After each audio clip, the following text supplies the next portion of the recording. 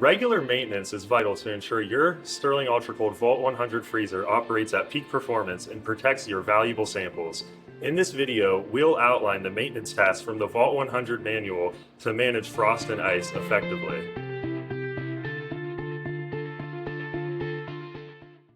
Weekly maintenance. Use the provided ice scraper to remove ice buildup on the inner doors, shelves, and access port.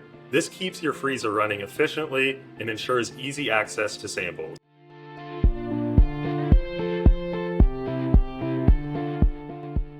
Monthly maintenance. Inspect the outer door gaskets and cabinet breaker for frost or ice. Use a soft cloth or soft brush to gently remove any buildup to maintain a proper seal. Check the vacuum relief port designed to remain frost-free for reliable operation. If frost or ice is present, clear it carefully with the provided scraper.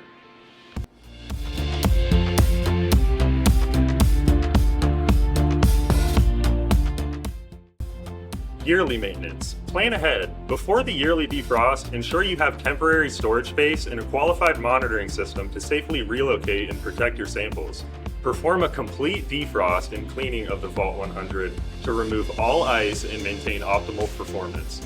Refer to the Vault 100 manual for detailed instructions.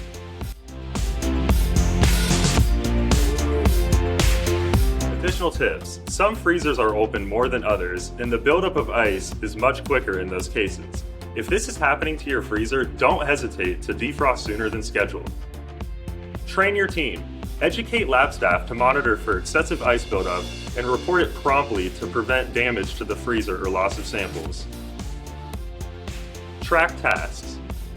Add these weekly, monthly, and yearly tasks to your lab's electronic maintenance management system to stay on schedule.